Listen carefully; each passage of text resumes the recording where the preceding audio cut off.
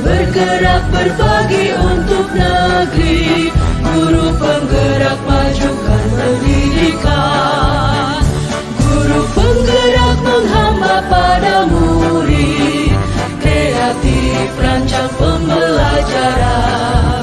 Hargai potensi, tingkatkan prestasi. Lahirkan profil pelajar Pancasila. Belajar, bergerak, berbagi untuk negeri. Kita menjalin kolaborasi. Belajar, bergerak, berbagi untuk negeri. Demi bakti pada Ibu Pertiwi.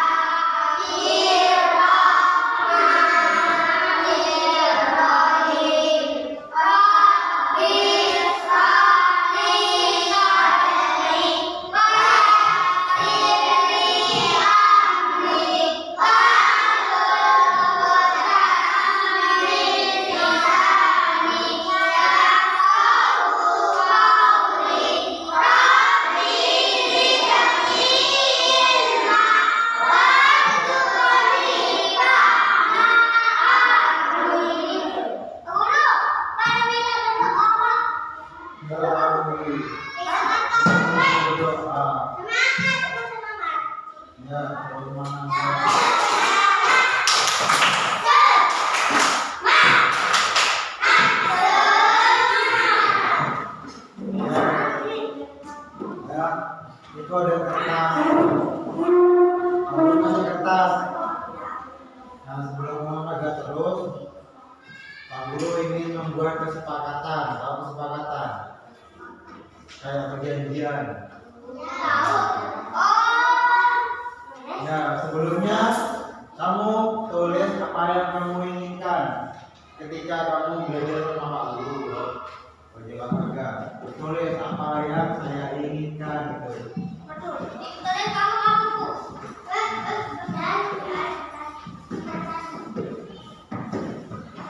Bukan di buku, di kertas itu dah.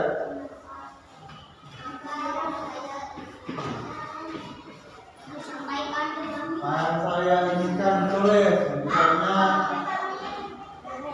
terserah, ini nggak apa luruskan nggak apa-apa.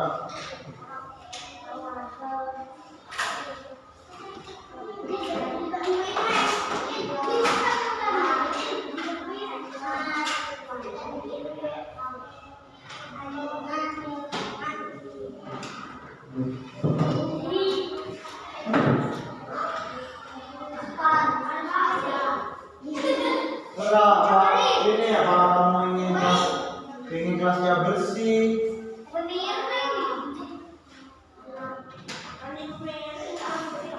Pengen olahraga selalu di luar apa? Boleh, ingin apa? Ya, ngapain? Bisa pengen kelasnya bersih. Buat terserah, buat 5 ada apa-apa, buat 3 ada apa-apa. Apa-apa.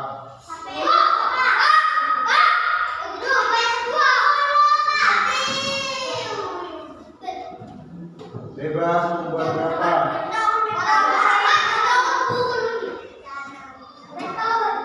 Yang kamu inginkan biar kamu itu merasa nyaman ketika belajar. Kamu ingin apa?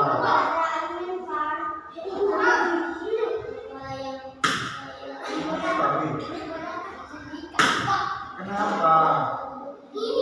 Iya, kenapa itu? Kenapa itu?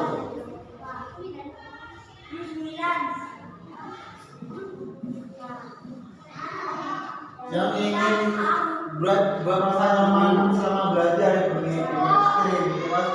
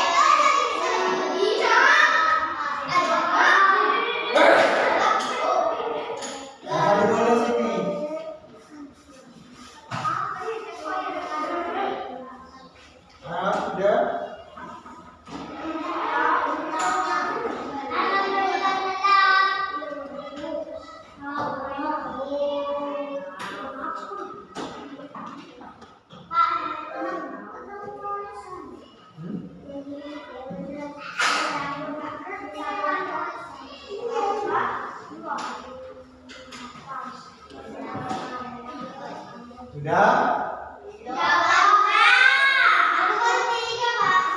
Gak apa-apa tiga aja. Nah, coba ada apa yang kamu inginkan? Bisa ditulis.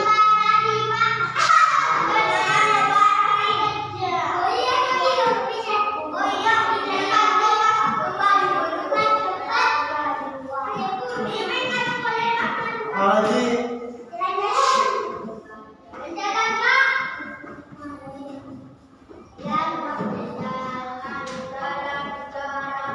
Terus ada lagi. Iya apa? Dua berak.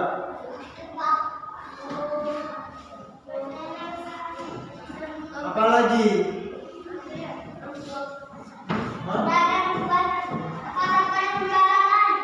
Ya, tidak apa.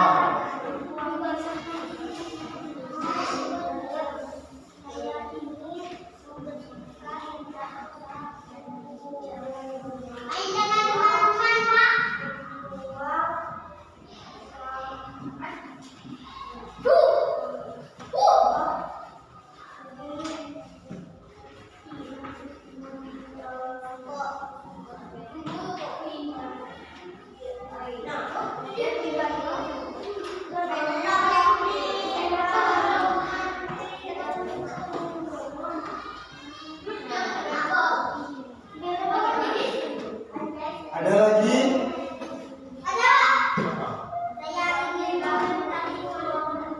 Bersihkan lima suara.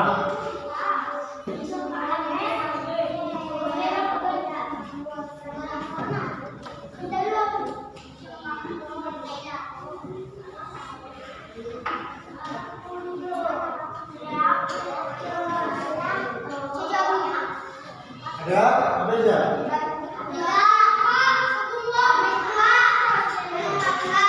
Jangan dimulai dulu, kata lagi.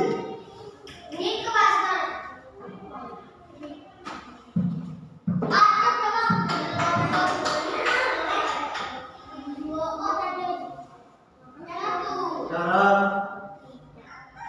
diam.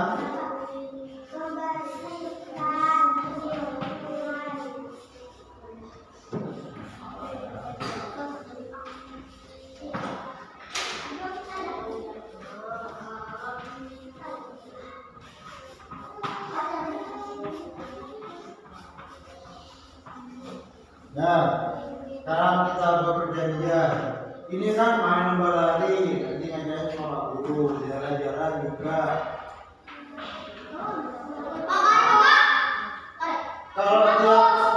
Kalau tiap minggu itu jalan-jalan lomba lari, olahraga tuh banyak.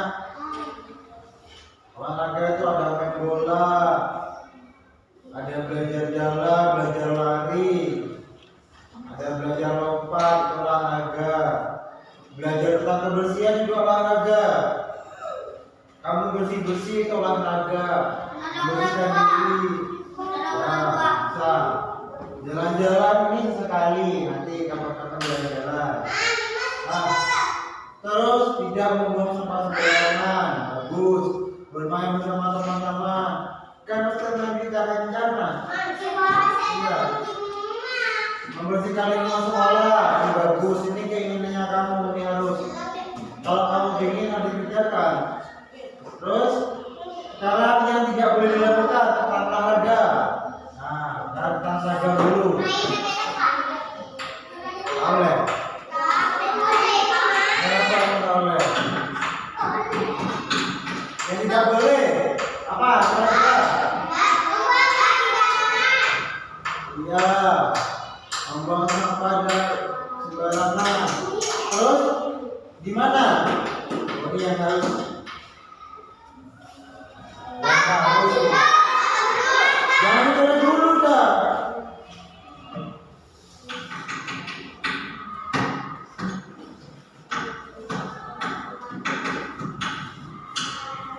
Yang harus dilakukan nih. Kalau tidak boleh membuang sampah sembarangan, berarti membuang sampahnya harus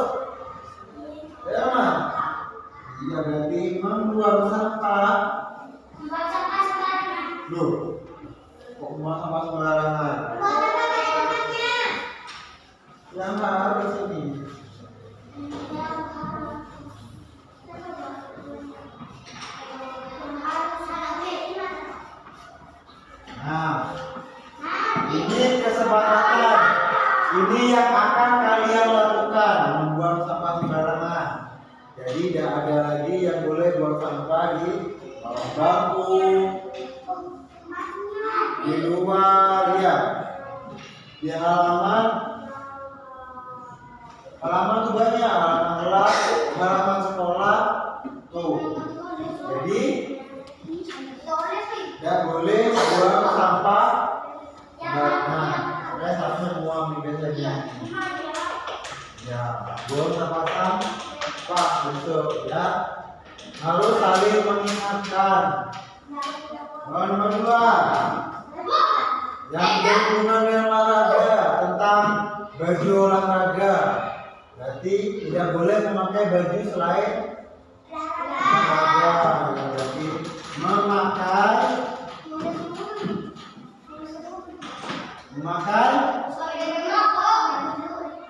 kaos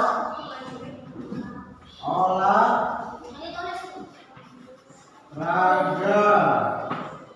Nomor 3, kalau di luar sebaiknya memakai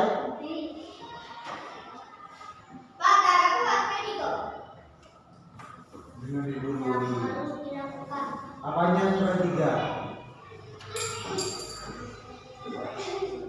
Ya, biasanya nih kalau keluar olahraga pakai sepatu, kaos kaki.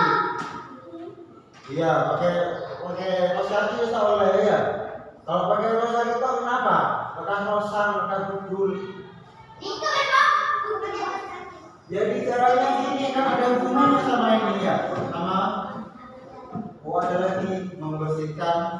Kelasnya ada boleh kotor, jadi harus membersihkan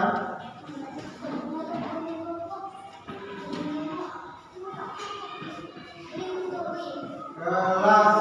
Kelasnya harus bersih. Kalau kelas kalian bersih, kamu udah pakai kaos kaki di dalam tuh tidak apa-apa. Tidak apa-apa.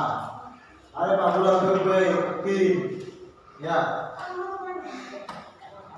Coba saya ngebut kaos kaki, apa di dalam? Kenapa pakai kaos kaki? Mana sama tak kerja kan? Arab sama tak kerja. Karena kelasnya tidak dibersihkan, tidak disapu. Coba setiap hari kalian sapu, kalian bersihkan, kamu masuk juga enak pakai kaos kaki. Kalau kamu sudah pakai kaos kakinya cepat budul, rosak. Tak depak setahun, tak depak sebulan lah budul kaos kaki. Tak boleh dibuang. Akhirnya apa? Uang yang tadinya bisa dibuat kamu jalan-jalan, buat jalan-jalan anak-anak kecil kayak gitu. Akhirnya terlalu kaos kaki gimana caranya? Kaos kakinya dibuka, kelasnya dibersihkan, kamu enak masuk ke kelas ya. Kayak gini ini bisa dibersihkan tuh. Ya, kamu harus bisa merawat kelas. Kelas itu dirawat biar kamu juga terawat, biar bersih juga. Kalau kelasnya bersih, maka kamu juga bersih nanti.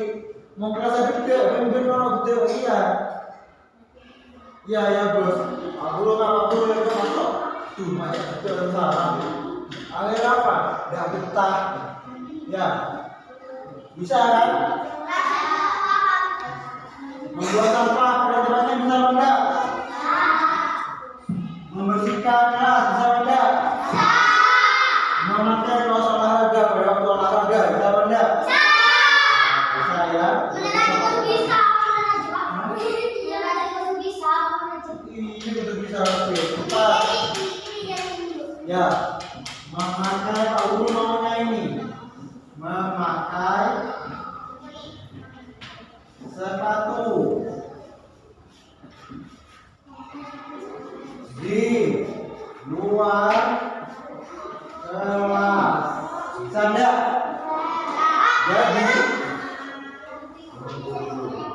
Jadi ketika di luar itu pakai sepatu atau sandal enggak apa-apa. Jangan sampai ya, begitu. Ya. Jangan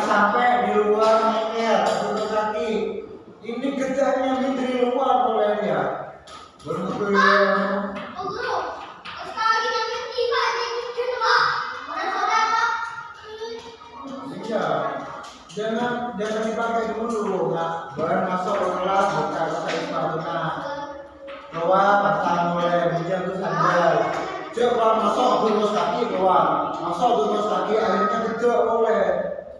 Ya, dibersihkan. Mulai besok guru melihatnya kalian bersih. Kan kecil berapa dia? Akhirnya cuma lolo. Ya Pak Guru dia tak nyaman ya lola.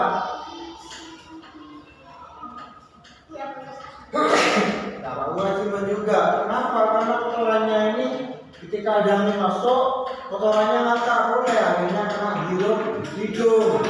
Tak ada sih nyawa bilang. Ya, setiap hari masih bersih pilek. Gara-gara kamu udah malas membersihkan kelas.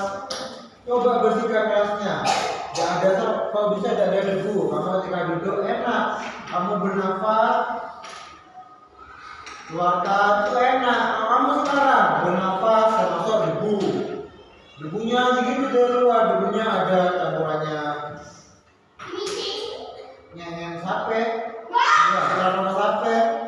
Jadi yang kamu hirup itu debu sudah kotor, nyanyian sape. Hanya hirup itu. Iya, kamu sekarang ada terasa, betul? Iya, kapur Pak. Itu guru sudah nulis nanti selesai istirahat sapu terus sama. Ya, bukan cuma tugasnya Pak Guru dan Pak In. Ini tugasnya semua sebagai warga sekolah harus merawat lingkungan sekolah. Ya, bisa ya. Buat apa bersih itu? Buat diri kita sehat. Iya, buat diri kita sehat, buat diri kita sendiri. Kalau kamu boleh yang bersih, ini bersih. Jadi berapa guru senang, kamu juga senang terus. Dia bilang kalau beres. Apa yang mau bilang? Senang bilang kamu. Ayo senang bilang. Apa maksud bilang? Iya. Dewi, apa mak bilang? Masa senang bilang?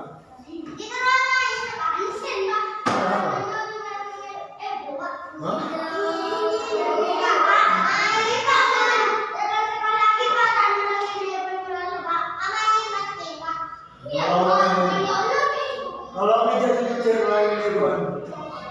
Dan ya, terus kemudian sampai keras. Nah, Pak Guru juga pengen olahraga kamu. Pak Guru pengennya sebelum olahraga kamu minta dulu. Ya, mau aja. Sebelum Pak Guru datang, kamu nunggu di tapi kalau Pak Guru ada apa, kamu boleh langsung main di luar, ya.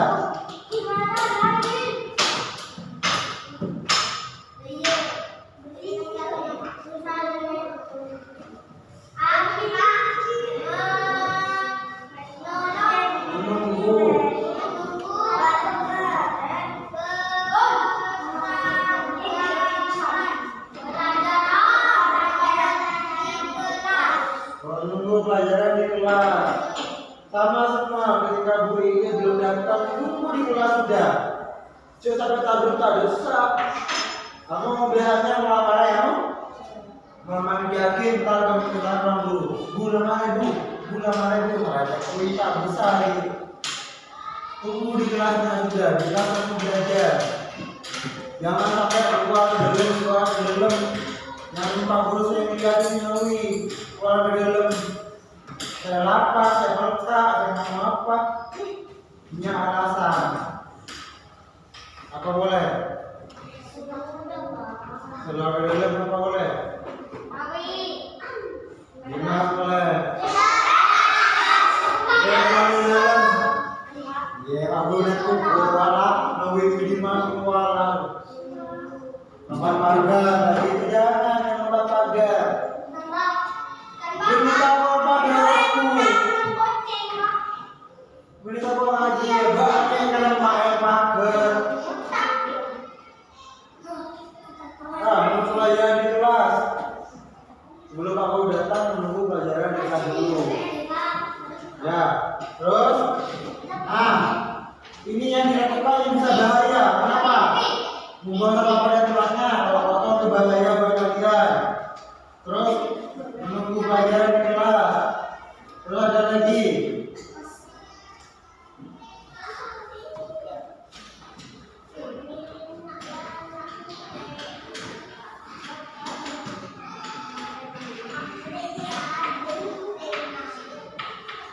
istirahat pada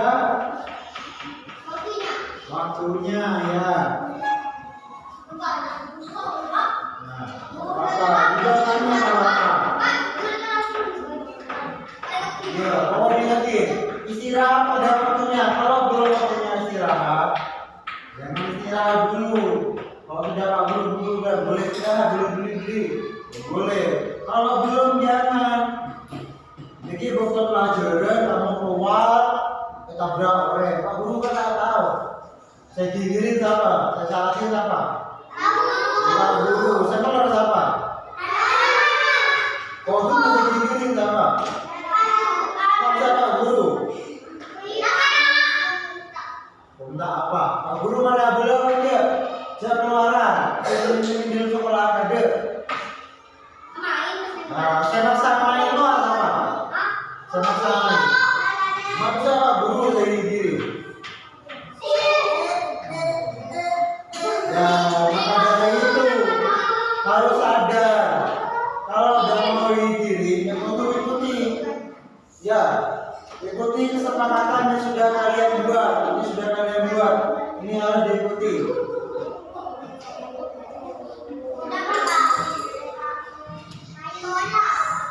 Belum dibaca dulu. Ya, ayo, ya. Yang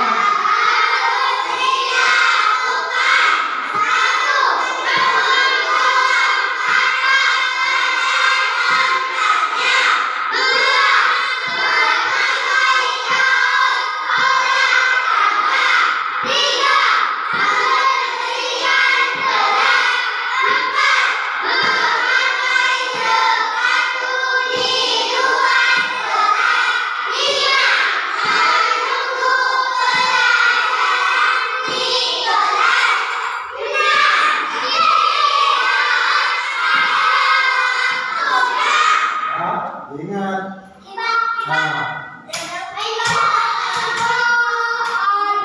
Belum. Besok kamu kasih tugas kamu buat kertas besar. Ya. Bisa kayak gini kamu isolasi, membuang sampah gitu ya. Jadi kamu harus perjanjian di kelasnya nih. Kebetulan di kelasnya. Oh iya, kok kalau yang buang sampah, kalian tidak boleh buang sampah ya. Tidak boleh apa? Buat nanti ya. Untuk apa kesepakatan itu? Buat kalian sendiri, kalian biar enak di sekolah, biar nyaman. Ya.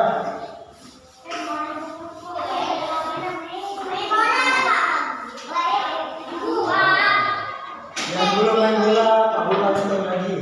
Apa yang sudah kita pelajari tadi?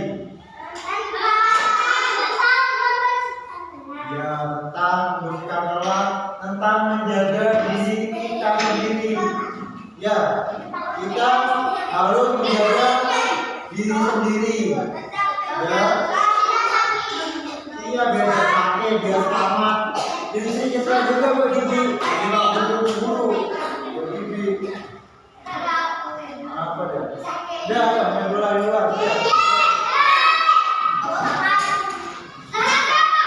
Ya.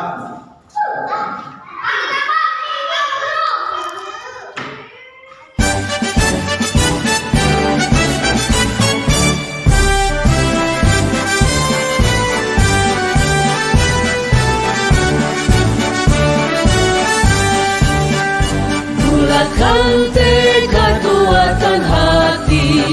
Negeri ini memanggilmu kawan.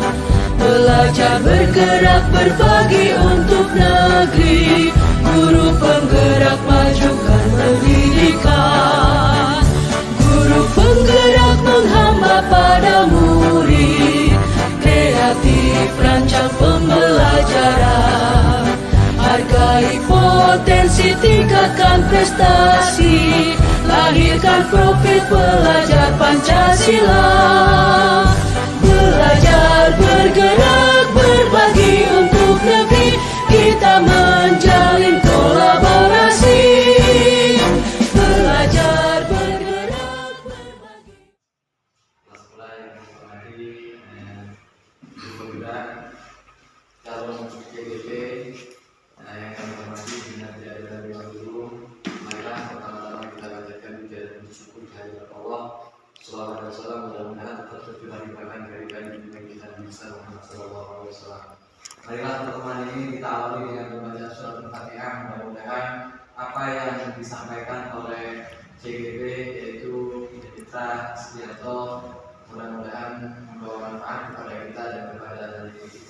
Al-Fatihah. Alhamdulillah. Alhamdulillah, insyaallah. Bismillahirrahmanirrahim. Alhamdulillahirabbil alamin.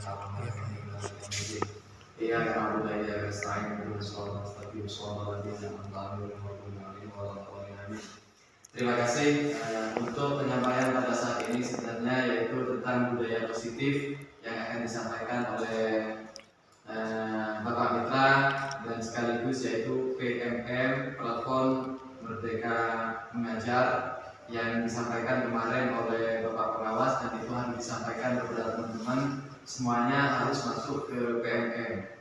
Nanti juga akan mungkin disampaikan oleh Bapak Mitra. Yang ketiga yaitu tentang kondel, yang terakhir yaitu tentang rapor kita, analisa kita. Yang pertama yaitu numerasi ya, terus literasi dan karakter. Ternyata kita yang paling sedikit itu di numerisasinya. Untuk selanjutnya sebagai CGB calon guru penggerak CGB yaitu menyampaikan budaya positif yang akan disampaikan oleh Bapak Mitra. Waktu dan tempat kami persilakan.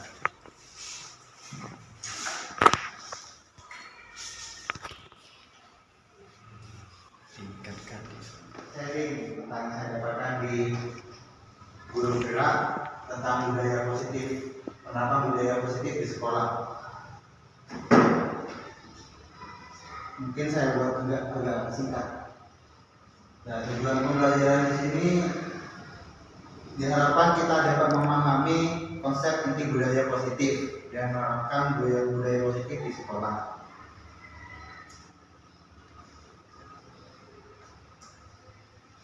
Budaya positif itu nantinya ada tentang hukuman, konsekuensi. Nah, di sini ada setuju atau tidak setuju hukuman dapat mendisiplinkan anak. Kira-kira Bapak Ibu guru di sini setuju atau tidak setuju hukuman itu dapat mendisiplinkan anak? Setuju. Pemberian hukuman dengan positif seperti membaca atau membersihkan anak sekolah dapat meningkatkan disiplin anak. Setuju tidak? Memberikan penghargaan dapat meningkatkan motivasi belajar anak. Bisa. Rata-rata setuju dan rata-rata setuju itu ya. Kalau saya sendiri itu ketika saya mendengar hukuman itu kan kesannya seperti orang yang salah dihukum biar kapok, biar jerah. Tapi menurut pemikiran saya sendiri itu saya tidak terlalu setuju ya. Mungkin pemikiran saya terlalu luas. Hukuman itu terkesan kayak orang yang memang benar-benar salah dikasih efek jerah, kayak orang di penjara, dihukum penggal, itu kan hukuman. Kalau kayak membersihkan anak sekolah, anak-anak disuruh membaca, itu kan hal yang positif. Kenapa harus disebut hukuman? Akhirnya saya mikir-mikir kenapa pada kita sebut aja penebusan. Ketika anak-anak itu bersalah bukan dikasih hukuman, tapi mereka kita arahkan untuk menebus sesuatu yang salah dengan sesuatu yang baik. Agar kayak membaca Al-Quran, membaca istighfar itu jangan disebut hukuman lagi. Karena tidak enak rasanya kalau kamu dihukum, kamu sekarang disuruh baca istighfar. Itu kok kesannya seperti ini hal baik kok dianggap sebagai sanksi. Di budaya positif itu ada perubahan paradigma belajar, disiplin positif dan nilai-nilai kebijakan universal, kebutuhan dasar manusia, teori motivasi, hukuman, penghargaan dan restitusi yang berhubungan dengan tadi. Terus ada restitusi 5 posisi kontrol, keyakinan keras dan segitiga restitusi. Nah, yang pertama pembelajaran dengan paradigma baru. Pembelajaran dengan paradigma baru adalah pembelajaran yang berpusat pada murid dan dirancang sesuai dengan kebutuhan dasar murid. Pembelajaran terdiferensiasi sehingga setiap siswa dapat belajar sesuai kebutuhan untuk mewujudkan profil pelajar Pancasila. Profil pelajar Pancasila sendiri itu ada beriman bertakwa. Saya kira Bapak Ibu sudah tahu ya, ada gotong royong, dengan program mandiri, kreatif dan bernama kritis. Itu kan yang digaungkan pemerintah sekarang dan sebetulnya sudah dari dulu itu ada. Nah, budaya positif adalah suatu kebiasaan yang dinilai positif. Di dalamnya mengandung sejumlah kegiatan yang mampu menumbuhkan karakter murid yang lahir dari disiplin positif. Terus ada teori kontrol, ada miskonsepsi tentang makna kontrol. Itu ada ilusi guru mengontrol murid, ilusi bahwa semua penguatan positif efektif dan bermanfaat, ilusi bahwa kritik dan membuat orang merasa bersalah dapat memakai karakter, ilusi bahwa orang dewasa memiliki hak untuk memaksa. Nah, itu kan ilusi itu ibaratnya hal yang kita anggap benar, namun sebenarnya kan masih ilusi, belum tentu benerannya. Nah, dari Stephen R. Covey, bila kita ingin membuat kemajuan perlahan, sedikit-sedikit ubahlah sikap atau perilaku Anda. Namun bila kita ingin memperbaiki cara-cara utama kita, maka kita perlu mengubah kerangka acuan kita. Ubahlah bagaimana Anda melihat dunia, bagaimana Anda berpikir tentang manusia. Ubahlah paradigma Anda, skema, pemahaman, dan penjelasan aspek-aspek tertentu tentang realitas. Ya, pada kenyataannya kan kita kadang berpikir pembelajaran kita yang dahulu, ketika kita diajarin guru-guru yang dulu itu gimana, kita biasa diajari dengan dipukul itu biasa gitu ya, kita dicubit kita biasa. Kadang dulu saya juga berpikir kan, ya karena guru-guru dulu yang membiasakan saya itu saya sering dipukul, dicubit, akhirnya kita bisa seperti ini. Tapi zaman dulu dengan zaman sekarang kan berbeda. Itu kan mungkin yang bisa dimaksudkan dengan pada zaman menurut filosofi Kiai Dewantara. Kita harus peka zaman, kita harus mengikuti zaman. Dimana kalau dulu mungkin kita terbiasa sudah kita dipukul, dimarahi, kita pulang lapor sama orang tuanya malah marahi kita. Kalau sekarang zamannya sudah berbeda. Kita marahi murid, kita menyubit murid itu pulang ke rumah, akhirnya orang tuanya tidak terima. Karena kenapa? Karena kita semua sudah terbiasa dengan media-media yang sekarang ada. Di media itu kan banyak pemberitaan, orang tua melapor karena anaknya. Akhirnya kan mau tidak mau stigma mereka sudah terdoktrin. Nah, aku kalau anakku diginikan aku harus lapor. Karena sudah ada contohnya. Ketika anak saya dihukum terlalu berlebihan, saya bisa melapor.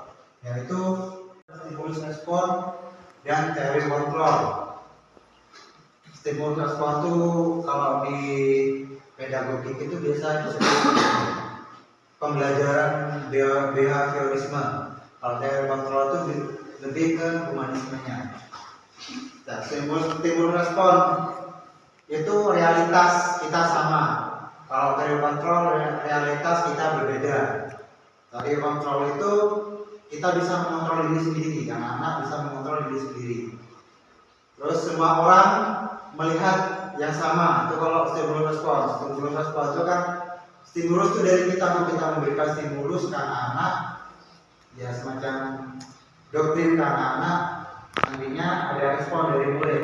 Kalau teori kontrol itu kan dari diri sendiri memang. Setiap orang memiliki gambaran berbeda. Kalau stimulus respon kita merubah orang lain agar berpandangan yang sama dengan kita. Di teori kontrol kita berusaha memahami pandangan orang lain tentang dunia. Terus ada perilaku buruk dianggap sebagai kesalahan. Kalau di teori kontrol semua perilaku memiliki tujuan, termasuk perilaku buruknya anak-anak itu semua ada tujuannya. Nanti ada hubungannya dengan kebutuhan dasar. Terus orang lain dapat mengontrol saya. Kalau di teori kontrol hanya Anda yang bisa mengontrol diri Anda. Nah, kalau stimulus respon itu orang lain itu bisa mengontrol atau menstimulus seperti yang terjadi pada kita saat ini ya.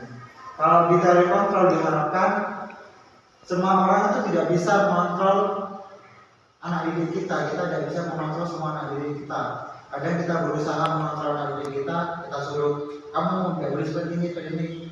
Kadang mereka cuma bersama ketakutan dia aja ketika sampai rumah. Nah mereka tekun, boleh ke sekolahan gitu lagi, karena diri mereka masih belum bisa mengontrol diri sendiri, dan itu yang dicari di budaya positif nantinya. Terus ada pemaksaan, ada pada saat menunjukkan gagal. Nah itu kan kalau kita ada dengan wujud ayo nak kamu itu sebetulnya artinya belajar. Nah kita kan disiplin itu terkesan aturan, disiplin itu aturan di kita. Utamanya adalah harus ada disiplin yang kuat. Disiplin yang dimaksud adalah disiplin diri, dan itu yang harus kita bangun di murid kita. Disiplin positif membuat anak mengerti bahwa ketika ia merapikan kamar tidurnya maka ia akan merasa nyaman, bukan karena dihukum oleh mama. Jadi yang kita tanamkan tuh, kamu kalau udah merapikan tempat tidur kamu nanti dihukum. Itu yang berusaha harus kita tanamkan karena nilai kebajikan, sifat-sifat positif yang merupakan tujuan mulia yang ingin dicapai setiap individu, bersifat universal, berdasar sebangsa, agama maupun latar belakang, mengaitkan nilai-nilai kebaikan yang menjadi seseorang, maka motivasi intrinsik akan terbangun. Penanganan intrinsik dan ekstrinsik. Kalau motivasi intrinsik itu motivasi yang berasal dari diri sendiri, Kalau ekstrinsik itu dari luar, bisa dari orang tua, dari gurunya. Nah, yang kita tumbuhkan. Kalau motivasi ekstrinsik, saya rasa semua guru, semua orang tua pasti memberikan. Kalau yang intrinsik ini yang belum terbangun murid-murid. Nah, akhirnya kan murid-murid yang nggak punya motivasi pada diri sendiri, dia hanya meniru, hanya ikut-ikutan teman dan hanya karena disuruh gurunya. Itu yang terjadi pada murid kita. Nah, nilai kebajikan itu ada dari profil belajar Pancasila, beriman, bertakwa, beragama mulia, berkebinekaan global, bertanggung mandiri, kreatif, beranalitik. Terus nilai kebajikan berikutnya ini kebutuhan dasar manusia yang tadi. Jadi setiap manusia itu ada memiliki kebutuhan dasar. Ada kasih sayang dan rasa diterima dimiliki. Ada rasa kebebasan, kesenangan, kemanusiaan dan bertahan hidup. Dan ini semua dimiliki oleh anak didik kita. Kita tidak boleh tidak menghiraukan ini.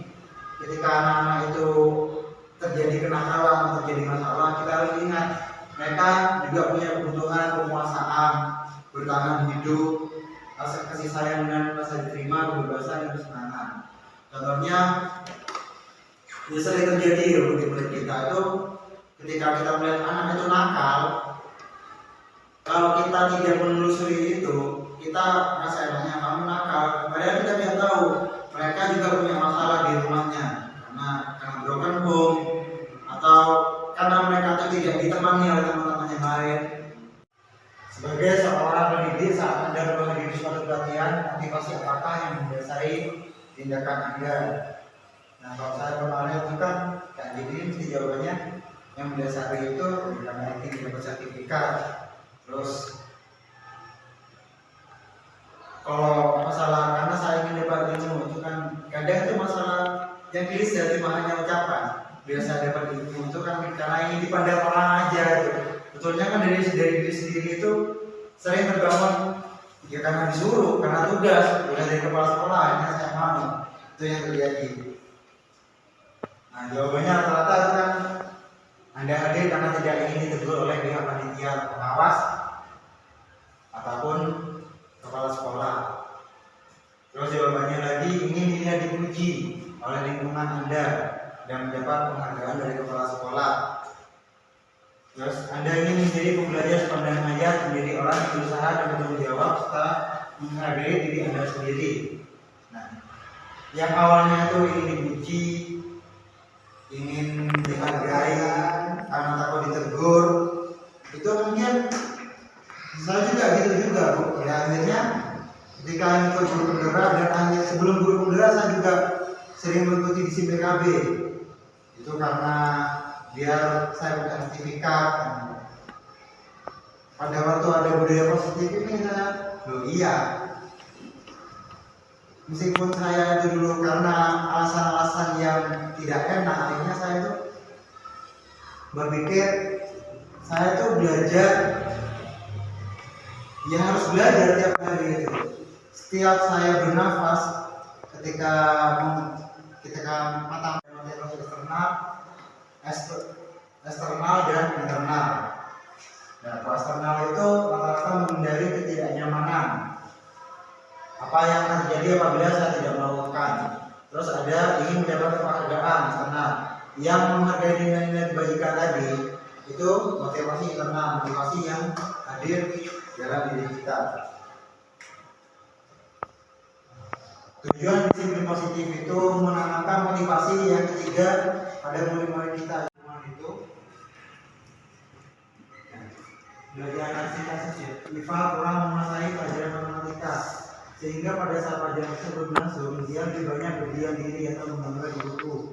Pada saat guru matematikanya Pak Seno menanyakan pertanyaan IFA menjadi gugup dan tak sengaja menjatuhkan tasnya dari kursi, serta tiba-tiba menjadi gagap pada saat berupaya menjawab. Seluruh kelas pun tertawa melihat perilaku IFA yang berbicara tergagap dan terkejut tersebut. Pak Seno pada saat itu membiarkan teman-teman IFA menertawakan IFA yang tergagap dan malu luar biasa. Dan malahan minta IFA untuk maju ke depan dan berdiri di depan kelas sambil menunjuk hidungnya, karena tidak bisa menjawab pertanyaan Pak Seno. Kelas makin gaduh dan anak-anak pun tertawa melihat IFA di depan kelas memegang hidungnya. Pertanyaannya, apakah kita setuju dengan tindakan Pak Seno terhadap IFA? Nah, dari sana menurut Bapak Ibu, pendapat Bapak Ibu itu Pak Seno itu sudah betul apa tidak?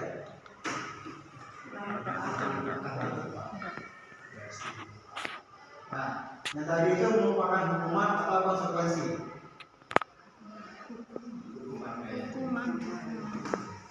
Hukuman.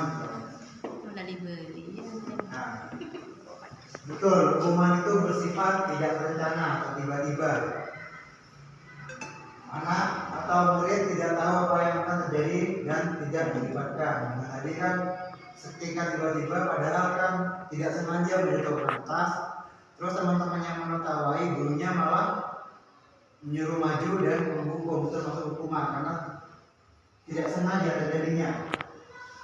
Dan hukuman bersifat satu arah dari pihak guru yang memberikan, dan murid hanya menerima suatu hukuman tanpa melalui suatu kesepakatan atau pengarahan dari pihak guru, baik sebelum atau sesudahnya. Jadi hukuman itu satu arah, tidak terencana, dan hanya disepakati oleh satu pihak saja.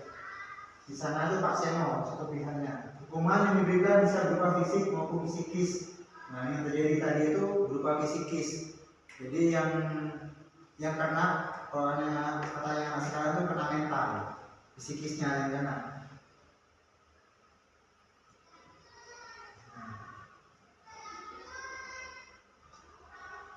Nah, penghargaan, beberapa penghargaan itu bisa jadi sebuah hukuman juga.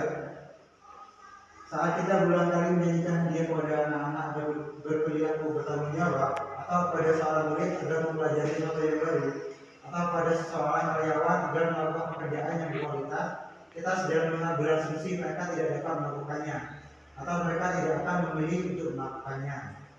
Jadi yang sekarang kita disuruh pergi ke identitas gagal, hukuman, sesuatu yang menyakitkan harus terjadi, membuat anak sakit maupun fisik maupun hati. Ujung jangka waktu lama mendorong anak yang menyakiti sendiri. Konsep diri yang buruk, anak belajar untuk menyembunyikan kesalahan. Itu banyak terjadi ketika anak-anak punya kesalahan karena takut dihukum, akhirnya mereka menyembunyikan hukuman itu. Kesalahan itu disembunyikan. Ketika mereka punya kesalahan membuang sampah, karena mereka takut dihukum, akhirnya mereka tidak mengaku itu. Marah, rasa bersalah, dipermalukan, merasa tak dihargai. Penghargaan, pengaruh jangka pendek dan jangka panjang. Penghargaan tidak efektif. Penghargaan merusak hubungan, mengurangi ketepatan, menurunkan kualitas, mematikan kreativitas, penghargaan mendukung motivasi dari dalam intrinsik. Nah, konsekuensinya sudah terencana, sudah disepakati. Itu konsekuensi. Tadi kan ada hukuman, ada konsekuensi. Kalau hukuman itu tidak terencanakan, kalau konsekuensi sudah terencana atau sudah disepakati, sudah dibahas dan disetujui oleh murid dan guru. Kalau hukuman itu satu arah, kalau konsekuensi dua arah, itu semacam perjanjian. Jika kita tidak membuang sampah pada tempatnya, maka kalian akan dihukum seperti ini. Itu yang disebut konsekuensi. Nah, murid tetap dibuat tidak nyaman untuk jangka waktu pendek. Konsekuensi biasanya diberikan berdasarkan suatu data yang umumnya dapat diukur. Sikap guru di sini senantiasa memonitor murid. Nah, itu contohnya, terlambat hadir pembelajaran daring 15 menit, itu konsekuensi. Terus murid diminta untuk push up, itu termasuk hukuman. Menggantikan kertas tugas teman yang telah dicoret-coret, itu konsekuensi karena ada perjanjian sebelumnya. Mencatat satu kali di dalam buku kalimat, saya tidak akan terlambat lagi. Misalnya kan, itu konsekuensi. Biasanya itu lahirnya tidak satu arah karena sudah perjanjian. Lari mengelilingi lapangan basket 2 kali karena terlambat hadir di sekolah, hukuman. Itu yang biasa dilakukan guru olahraga biasanya. Nah, sekarang ada restitusi. Restitusi ini yang diharapkan untuk terjadi pada kita. Restitusi itu proses menciptakan kondisi bagi murid untuk memperbaiki kesalahan mereka, sehingga mereka bisa kembali pada kelompok mereka dengan karakter yang lebih kuat. Restitusi proses kolaboratif yang mengajarkan murid untuk mencari solusi masalah. Jadi murid kita buat untuk mencari solusi terhadap masalah. Saya sendiri sampai sekarang saya pernah dihukum seperti ini, saya pernah dipukul, itu masih teringat sampai saya bisa sampai saat ini. Ya mungkin nanti anak didik kita ya bisa berusaha positif atas hukuman yang diberikan guru-guru.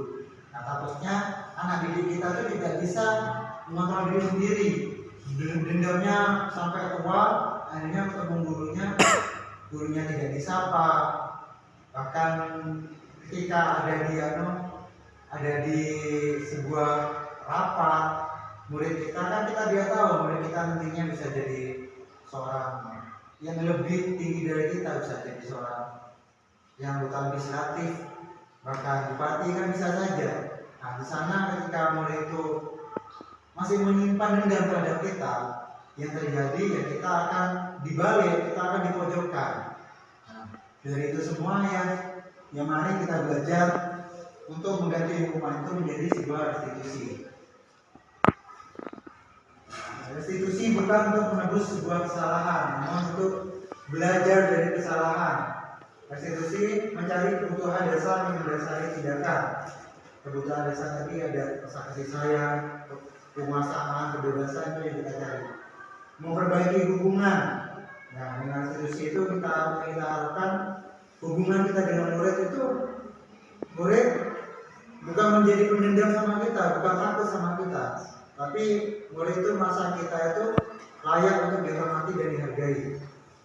Iya. Hukuman. Konsekuensi ketika anak-anak itu terlambat, dia menyanyikan lagu Indonesia Raya sesuai kesepakatan kelas. Terus restitusi menanyakan nilai-nilai kebajikan yang diyakini untuk memperbaiki kesalahan. Jadi yang kita harapkan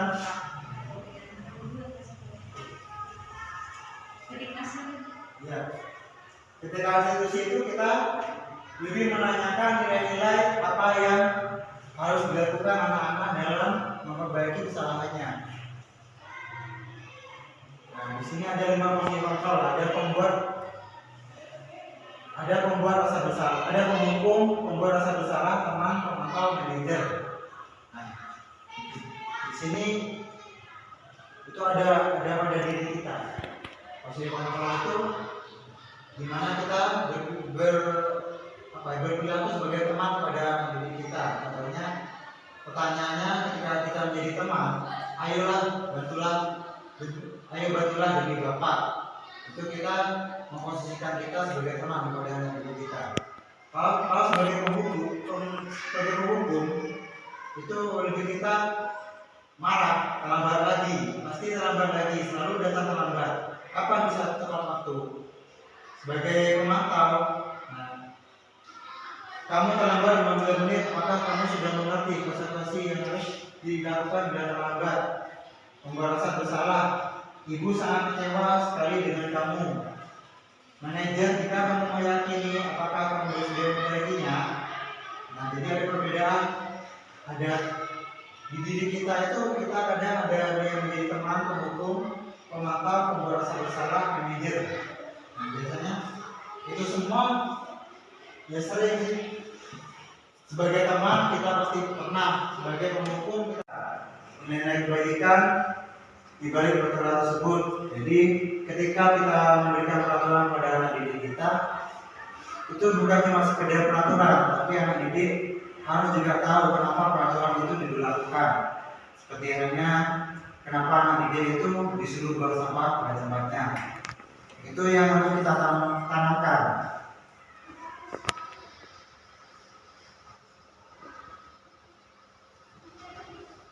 Bersifat lebih abstrak daripada peraturan, lebih rinci, lebih konkret. Kalau peraturan itu biasanya cuma sekedar peraturan, cuma tertulis. Kalau keyakinan kelas itu lebih rinci.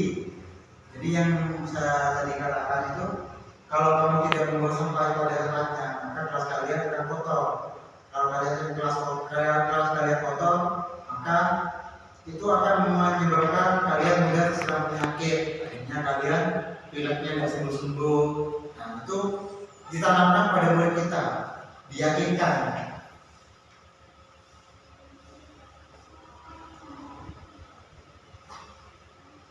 Ini contohnya penerapan keyakinan kelas. Jadi kita buat ya kali ini, kita buat mading, kita tanamkan sifat-sifat keyakinan kelas tersebut. Nah ini contohnya. Jadi kita tulis tentang jujur. Apa itu jujur anak-anak? Anak-anak kan menuliskan atas dasar keyakinan mereka. Jujur ini nggak gini pak, jujur itu tidak bohong. Secara tidak langsung kita mengajari pada mereka. Ketika kamu sudah nulis jujur, kamu tahu jujur itu apa? Mereka akan menjawab jujur itu tidak bohong pak. Jujur itu berkata sesuatu mereka dihukum ke tempatnya. Sedangkan murid-murid kita tuh ketika pulang sekolah gurunya tetap ada di mejanya. Nah, itu kita buat keyakinan kelas mereka, bukan keyakinan kelas itu peraturan, tapi kita meyakinkan diri mereka. Kalau kita mematuhi peraturan tersebut, apa yang didapatkan mereka? Bukan misalkan tidak ada hukuman di sana. Biasanya kan kalau kamu udah membaca buku itu, kamu besok tidak boleh pakai buku itu lagi. Itu yang berusaha kita ubah. Dilarang melakukan kekerasan, jangan berlarian di kelas. Nah jadi mungkin bapak ibu guru bisa melakukan di kelasnya, membuat kesepakatan bersama anak didik, bersama murid kita itu apa yang hendaknya kita lakukan di kelas. Ini segitiga institusi, ada validasi tindakan, ada menstabilkan identitas, ada menanyakan keyakinan. Nah, contohnya menstabilkan identitas. Guru itu berkata berbuat salah itu hal yang manusiawi. Tidak ada manusia yang sempurna. Nah itu ketika kita menghadapi anak-anak yang bermasalah, itu yang bisa kita katakan.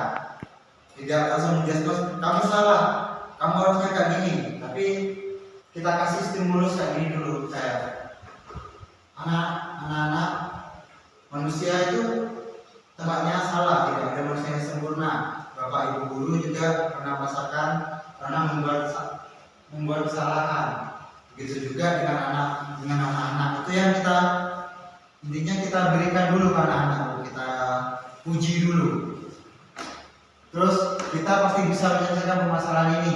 Jadi intinya menstabilkan identitas itu membuat anak-anak itu ketika kita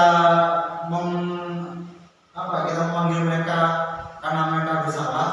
Ketika anak-anak itu di depan kita, anak-anak tidak takut duluan, tapi lebih kepada mengerti mengapa mereka datang dan tidak takut di sana.